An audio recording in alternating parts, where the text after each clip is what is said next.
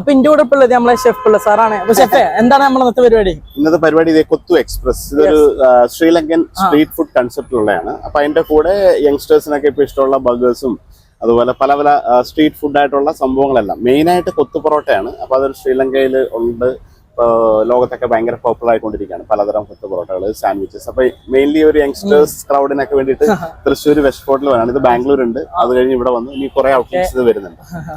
അപ്പൊ നമുക്ക് ഇനി കഴിച്ചു നോക്കിട്ട് ഇനി കാണാം.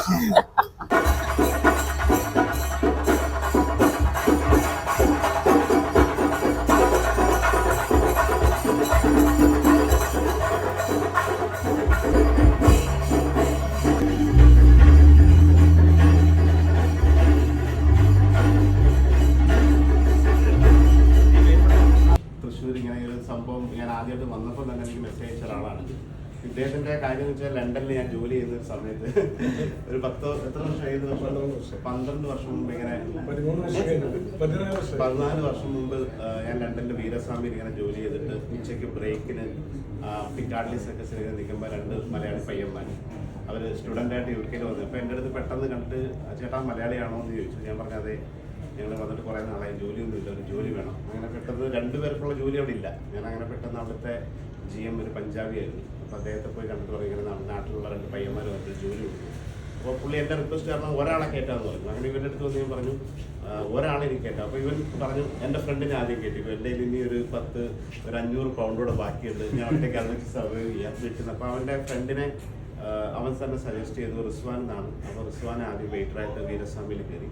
ഒരാഴ്ച കഴിഞ്ഞപ്പോൾ ഇതിലും വന്നു. അങ്ങനെയുള്ള ഒരു 1.5 വർഷം ഞാൻ കിച്ചണിൽ നിൽക്കുകയാണ്. അങ്ങനെയാണ് പുള്ളി F&Bയിൽ വീരസ്വാമി ഒരു മിഷണറി സ്റ്റാർ റെസ്റ്റോറൻറ്റിൽ സ്റ്റുഡൻ്റായിട്ട് വന്ന് കയറിയാണ്. അതിനുശേഷം കുറേ നാൾ UK നിന്ന് തിരിച്ചു വന്നു. കുറേ ബിസിനസ്, ഭയങ്കര എൻതൂസിയാസ്റ്റായിട്ട് കുറേ ബിസിനസ് ചെയ്തു. അങ്ങനെ കുറേ കാര്യങ്ങൾ പരാജയങ്ങൾ പറ്റി, കുറേ നന്നായിട്ട് വിജയിച്ചു. അങ്ങനെ വന്നിട്ടാണ് ഈ ഒരു സംഭവം തുടങ്ങി. അപ്പോൾ ഇവിടെ ഇതിനു മുമ്പ് ഒരു ബർഗർ ലോഞ്ച് ആയിരുന്നു, അത് ഇനാഗുറേഷൻ ചെയ്താണ്. ഈ അറിയാം, ഇതൊരു ഫയർ വന്നിട്ട് പ്രശ്നമൊക്കെ ആയി. അപ്പോൾ അന്ന് തന്നെ രാത്രി വിളിച്ചു, ചേട്ടാ ഇങ്ങനെ സംഭവിച്ചു. അപ്പോൾ എന്തെങ്കിലും പ്രശ്നമുണ്ടോ എന്ന് ചോദിച്ചു. അപ്പോൾ പറഞ്ഞു ആളുകളൊന്നും പ്രശ്നമില്ല, ഞാൻ ഡോണ്ട് വറി, നമുക്ക് ഇതിന് ചെയ്യാം. അങ്ങനെയാണ് ഈ കൺസെപ്റ്റ് വീണ്ടും വന്നതും. ഇത് എക്സിറ്റ് ചെയ്യാൻ വേണ്ടിയിട്ട് ഇരുന്നൊരു പ്ലാനാണ്. കാരണം കുറേ തവണ ട്രൈ ചെയ്തിട്ട് ഇന്നത്ത് വേറെ അവൻ്റെ ഒരു കാറ്ററിംഗ് ബിസിനസ്സൊക്കെ ആയിട്ട് നമുക്ക് പോവാം.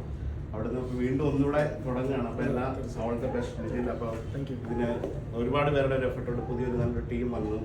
അവർ ഷെഫും അതുപോലെ അനീഷ്, പിന്നെ നമ്മുടെ കൂടെ എല്ലാത്തിൻ്റെ ഒരു സൈലൻ്റ് ആയിട്ട് നമ്മുടെ യൂണിഫോം ഒക്കെ, കാരണം ഇപ്പോൾ ഓടി അദ്ദേഹം കളമശ്ശേരിയിൽ കൊണ്ടുവന്നതാണ്. Thank you so much. അപ്പോൾ എല്ലാവരുടെയും താങ്ക് യു.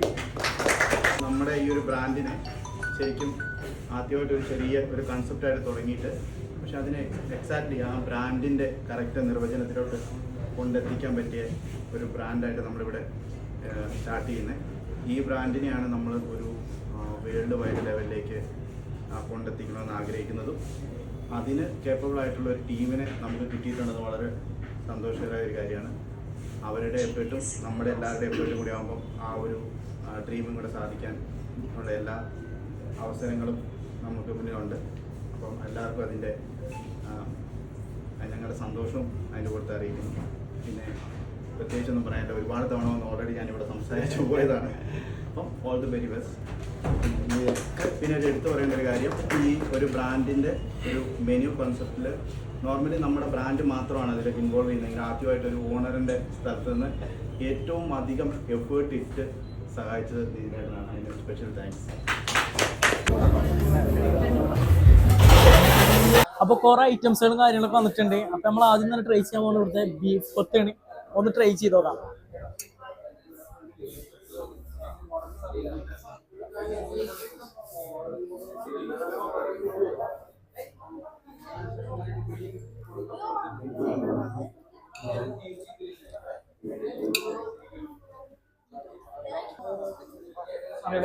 നെക്സ്റ്റ് ഇവിടുത്തെ ബീഫ് ക്ലാസിക് ബർഗർ ട്രൈ ചെയ്ത് നോക്കാം.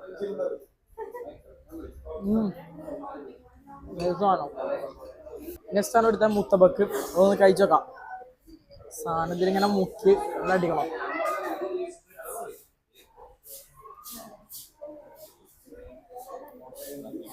ചീസി ഫ്രൈസ് ആട്ടോ, ട്രൈ ചെയ്ത് നോക്കാം.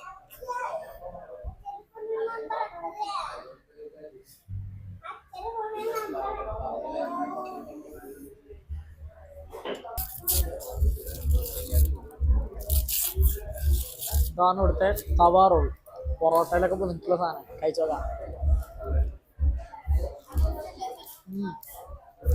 സാധനം കിട്ടില്ല. പാഷൻ ഫ്രൂട്ട് മൊഹിറ്റോ കുടിച്ചു നോക്കാം.